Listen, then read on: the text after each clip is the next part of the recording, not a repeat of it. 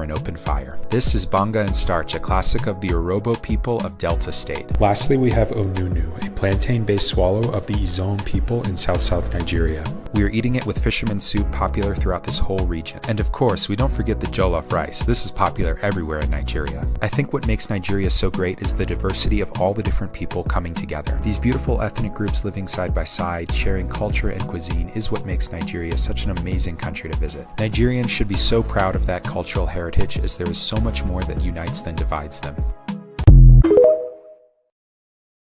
In aviation, this is the London Gatwick Airport. Over 30 million people fly through its single runway annually, and it's owned by a Nigerian. In robotics, this is Apple's Mechamon, world first gaming robot sold exclusively by Apple. It was made by a Nigerian, Silas Adekunle. In leadership, the first African to lead the World Trade Organization as Director General. She's Nigerian. Africa's richest man and business tycoon Aliko Dangote is Nigerian. In sports, Victor Osimhen, the highest goal scoring African in Series A, and is currently leading the most goals scored by an African in a single season. He's a Niger boy, a two-time former unified world heavyweight champion, Anthony Oluwafemi Joshua. He's a Nigerian. In music, Rema holds the record for the most streams on Spotify by an African artist. He's Nigerian. In medicine, Dr. Oluyinka, he did an unquote impossible operation.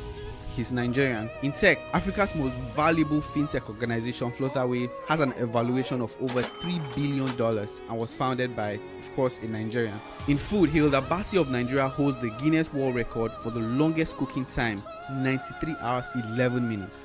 She's Nigerian. Let's make sure the narrative that comes out of a country is the best. In a world where news flies around every minute, you need the ability to relate and connect with what matters and stay up to date. Schengen Story Media News Echoes program is Africans in Diaspora and at Home's leading English news network, one of the most trusted, respected sources for news updates on current affairs as they affect global Africa.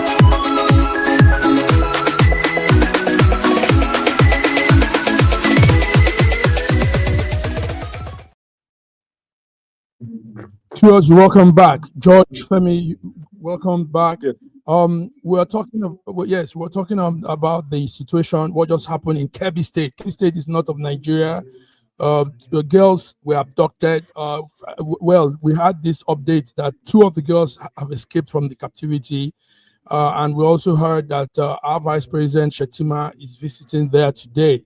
Now, when that incident happened, the vice president of the school, the vice principal, was killed while he was trying to rescue these girls from the hands of the terrorists. Let's hear the wife say what she said.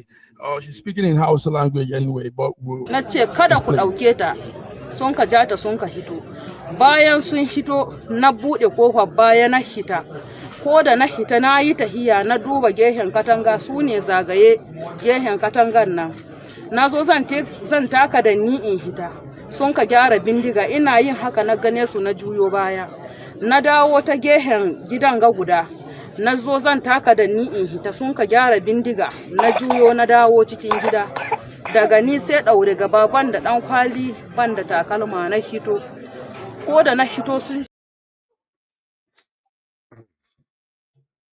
Translation. That's the wife of the vice principal that was killed. Now she's been turned to a widow with a baby. George, Kebbi State and all of that situation. What will you say? Well, we received the information. President, Tinubu actually condemned the abduction of these schoolgirls in Kebbi State.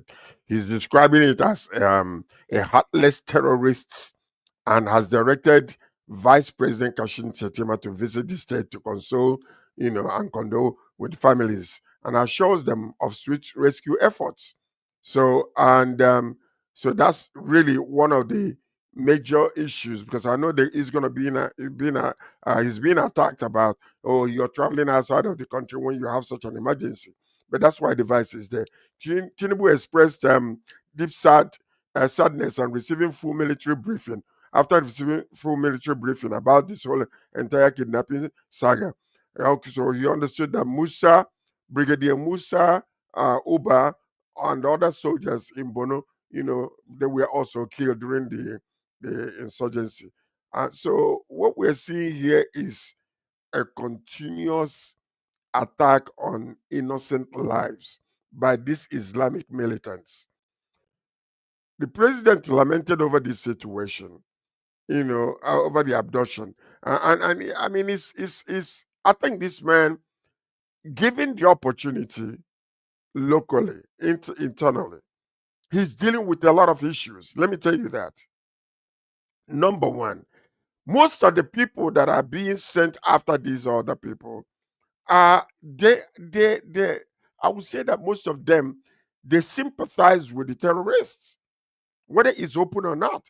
It's almost, I am telling you, listen to me, they call them brothers. They call them brothers. If you are a Muslim being taught in your mosque that killing certain type of people, that you will have 7 virgins. Okay, you have 7 virgins once you die, and you consider that that what you're doing pleases your God. How are you going to change the narratives in the mindset of these people? That is one of the major problems we're facing. Number one, this brigadier has been killed. Some soldiers were killed. These girls were adopted. For what purpose? And who are doing the killings and who are doing the abductions? What is the motivation behind them? Unless you know the motivation behind them, it will be very difficult for you to attack and destroy this nonsense that is going on in Nigeria. And let me tell you something else. If tomorrow Trump announces that he's coming to Nigeria, you will see 99% of these people, they will mingle with the communities and they know them. They will go back home. You wouldn't see them in the forest anymore until the whole entire situation finishes and they'll return back. These people are nomads. To them, living in the forest is not a big deal. That's the kind of lifestyle most of them are used to. So this thing is just like a normal lifestyle. They are nomads. It doesn't matter to them. What I'm saying again is this: if we cannot, and it looks like we cannot, let's get foreign help. Simple, short. If we cannot, it's proven that we cannot. Simple, short. Right, Yeah, George. Simple, short. Let's get foreign help. I'm on that side too. Hold on. I'm on that Whether side we too, like George. it or not, whether we like it or not, question is, where are they getting all these high military equipments that they are using, that even our own soldiers cannot even combat with them in the battlefield? That's the Look, question. this narrative is not going to fly. One, I want you to name one country where foreign intervention has solved their internal problems. Just one. Start naming them. It's not going to work. It's just a pie in the sky solution. The solution lies within Nigeria. Nigerians are the ones who are going to solve Nigerians' problems. The idea that the people combating them are their brothers and they're not dying. Look, I just told you. There are images of Nigerians who are both Muslim and Christian soldiers dying to protect the lives of you and I daily. You understand? So the idea that, oh no, they're just not engaging in the war and they're just paddy with each other, that's not true. The brigadier himself, I'm sure he's a Muslim from his name. He's been slaughtered. They didn't think about him when they were slaughtering him. They didn't say, oh, you're Muslim, we're going to leave you, you can stay alive. They slaughtered him same way. So the point is, these people are terrorists. They need to be eliminated. Or their leaders and funders need to be prosecuted, and with the fullest weight of the law.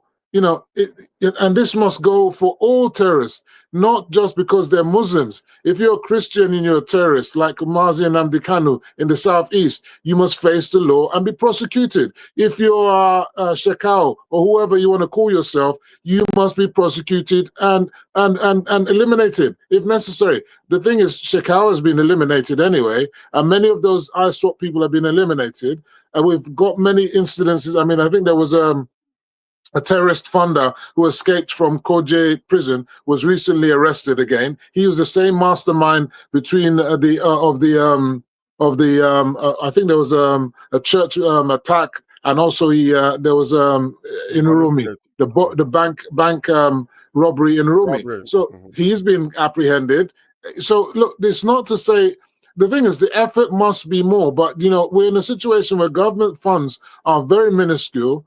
They have a deficit budget of 18 trillion, which means they have to borrow. People are screaming, don't borrow, don't borrow. Meanwhile, you want government to spend more money. Where is the money going to come from if not more borrowing? So we need to borrow more money to fight more terrorists.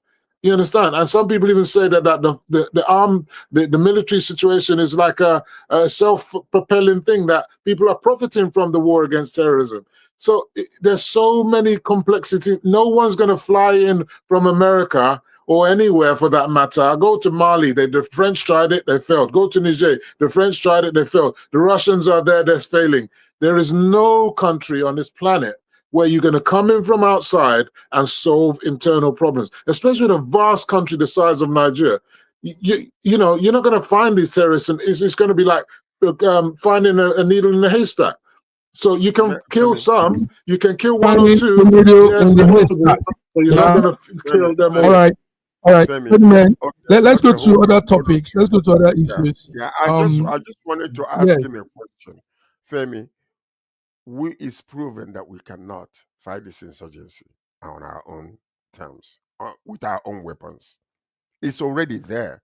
We see it happening day and day. The more, even with the publicity that this thing is gaining, and these people to have the impetus to even continue to do this, tells you that we are incapable. So you need foreign hand. So George, like it or not, you are incapable. You cannot. I understand, George. I want to answer you. Before you answer me, some of the people that you are sending out there are sympathizers. Like it or not. George, I just want to answer your question. There was the so-called danger of Islamist Fulani invasion of the Southwest. Is that narrative still happening today? No, it's not. It's because the Southwest together unified to make that come to an end. So like I'm saying to you, in the Southeast, they have not unified to stop the nonsense that's happening there. So it will continue. In the North as well, they have not unified to stop what's happening there. And I actually believe that we must start arming ourselves. I actually believe we should have an arm, and people should have the right to defend themselves. And I can guarantee you, if the people of Benue and Plateau defended themselves, this thing will come to an end. Thing will come to an end, gentlemen. This will come to an end, hopefully someday. I mean, if they were armed to defend themselves, they will come to an end. Yeah, let's come to other issues in Nigeria today. Viewers, today is Global Africa. We'll focus more on Nigeria because the situation in Nigeria is really, really, Italians will say periculous. That's very crucial and dangerous too. But along the line, things are happening. Yesterday, we saw violence in with one of the political parties in Nigeria, PDP, People's Democratic Party. People's Democratic Party had an event. They had their meeting, and there was violence because there are fractions now in PDP, some different kind of groups. And but that violence erupted, and it affected activities in Abuja, the Federal Capital Territory of Nigeria. George, did you follow up that whole thing with all the tear gassing and all? Yes. He said that tension erupted in the PDP National Secretariat in Abuja, and that was yesterday, as rival factions clashed and police fired tear gas to disperse supporters, blocking the entrance in a heated leadership struggle. The chaos kicked off when Governor Sheyi Makinde and Bola Mohammed arrived with the new elected PDP National Chairman, Kabiru Turaki, only to be met by resistance from supporters of the senator of Samuel Anyanwu faction. So, PDP is going down. Security teams, loyal to the FCT minister, Nyesom Wike, also the governor faced off, creating a standoff that forced officers to deploy tear gas, around the Wadata Plaza to restore calm. So Wike arrived in that place. He stayed there for about 30 minutes, but he never came out of his vehicle. So they saw him. So we saw that, part of what is happening with PDP right now is an internal struggle. And also, Wike is at the forefront of this whole entire thing. But unless they calm themselves down, the opposition is no longer opposition. So I don't know what they are now. Thank you, George. Femi, do you think with this kind of commotion, fractions everywhere. Do you think PDP will have make way come 2027? How do you? I know you. Go ahead. I've long told you that the PDP is the People's Dead Party. I've said that long time. You know, they're done the mourning. Now I think they're doing the 40 nights or how many days after the burial. They're doing their vitriol, killing themselves. Look, we must. There's been this narrative out there, and it's been pushed by the opposition, mostly PDPians, that Nigeria's fast coming to become a one-party state. This couldn't be further from the truth.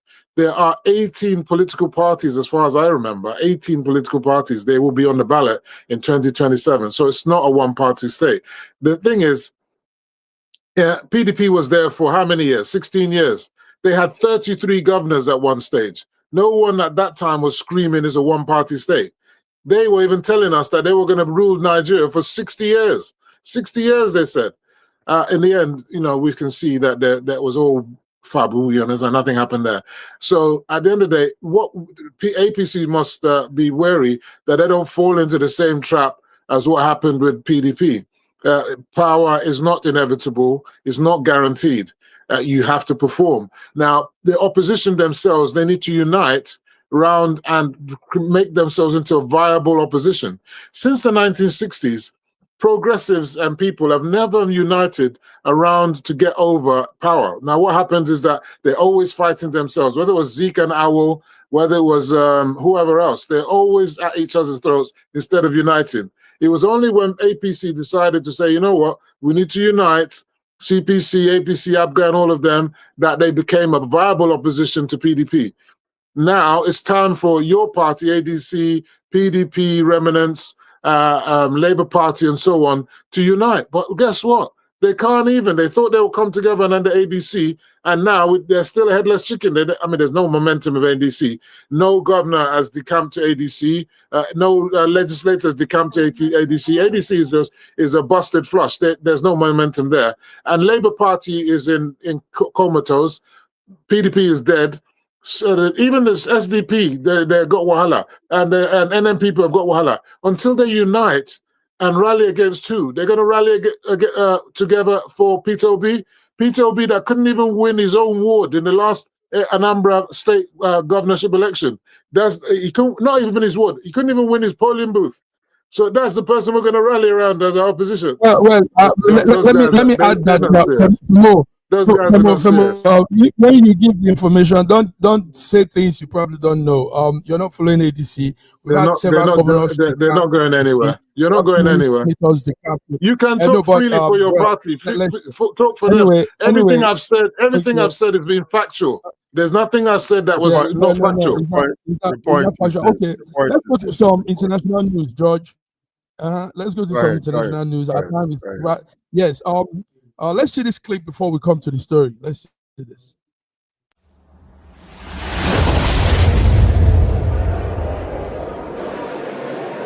On this vote, the yeas are 427, the nays are 1. 2/3 being in the affirmative, the rules are suspended, the bill is passed, and without objection, the motion to reconsider is laid on the table.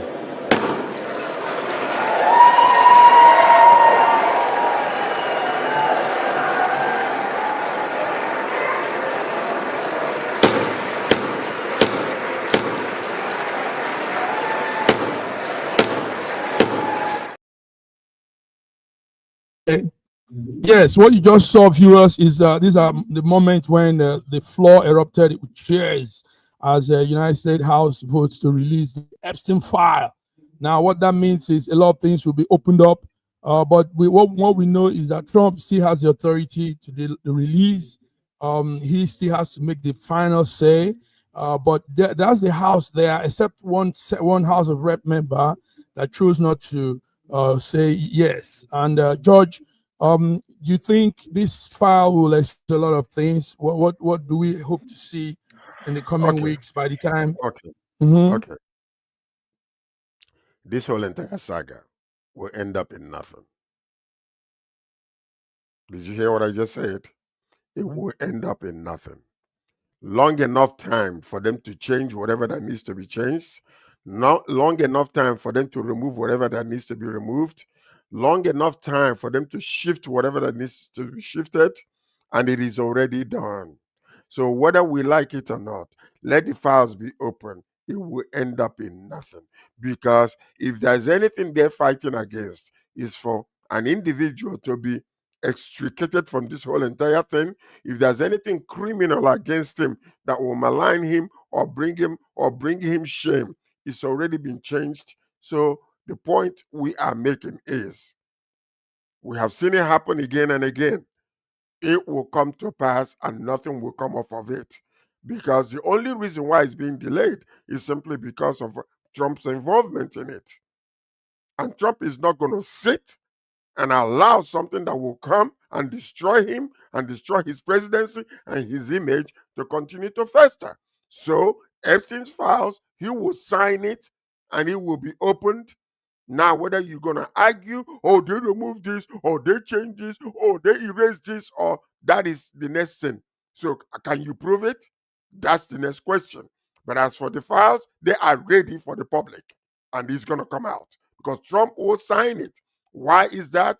Because internally, what needs to be done is already done. I'm not saying anything. I'm just saying whatever that needs to be done is already done. Thank you. Whatever that needs to be done is already done. What do you think? The House all overwhelmingly said release the files, and we know some of the stories in those files. Yeah, I think today is the year of the man, so it's quite interesting. It's quite a revealing thing. I think that the files will be released, like what George said. I'm not sure whether we will have sections of that be redacted, so we won't know what is in them. We don't even know whether Donald Trump will sign it. I think he still has to sign this act into law. He might not. He's not compulsory that he will do so. We shall see. And I think the Senate has to also ratify it as well. So let them release it. Whatever is there, let's see what's there. But he was cavorting with Epstein for years. Whether there's anything bad on against him, only time will tell. But I don't think it's gonna bother his presidency. It will just be a scandal like what happened with what's his name, Bill Clinton, and he'll continue. Do you understand? Well, he's been the last man standing. Clinton and he will continue to be the last man standing, whether we like it or not, because that's the new system that we're in. Thank you. I'm no fan of Donald Trump anyway. So, but he's the president and he's got a right to do what he's doing. Let him continue. He's only there for 4 years. He will finish his 4 years and he'll be away. All right, gentlemen, let's begin to wrap it up. Yesterday, I don't know, did any one of you have issues with your Gmail, your chat, whatever, AI and all of those accessories we use? Did any one of you have those problems? I had the problem anyway, and what we found out is there's a major company that controls internet activities called Cloudflare. Cloudflare had a bug yesterday, and that bug made a lot of utilities, a lot of softwares, and what we use to go down. Your Gmail could have been down yesterday. Maybe you didn't notice it. Your video game, your OpenAI, your Google, all went down yesterday for a long period of time. So why we're saying this is giving our viewers that update that yes, there was a bug that affected a lot of software. So what you might need to do is probably some of your softwares could be passwords, you could change them, you could change the username and all of that, because when there's this bug, it goes into people's accounts. It makes sure they disrupt things, scatter things, So yesterday, Cloudflare went down because there was some bug that affected them, and Cloudflare handles a lot of accessories, a lot of websites, a lot of softwares that we use. Like X, all right, gentlemen, GPT, and all the rest of them. Yeah. George, tell us your final word for today. What do you want to say? My final word is still the same. I'm praying for the president of Nigeria. I'm praying for his family, for the safety of all the leaders in our country, all the way to the villages, that God will continue to grant them wisdom and then to expose any corruption that is destroying our nation. that the government may be able to sweatlessly be able to take us to that place where we want to be. And I'm also praying for the country that I'm dwelling in, Canada, where I'm a citizen also. I'm praying for the United States of America. Let's look in the same direction together. Let's eradicate corruption. Let's stop the Christian and Muslim killings in Nigeria, that we may be able to live in a safe environment. That is my final word. Nice, nice. Thank you, George. I echo those sentiments, and also I want to remonstrate about the Super Eagles who messed up against DRC. I mean, that was a shameful exposure. But I'd already predicted that if they eliminate Osimhen, the Eagles are not flying. They've like their wings have been clipped, and I'm just hoping that when Morocco comes, AFCON is coming in December, that the Eagles will fly again and soar. And hopefully Nigeria too will fly again and soar too, and that the death and the killings must stop, and that we should realize that unity trumps disorder and disunity.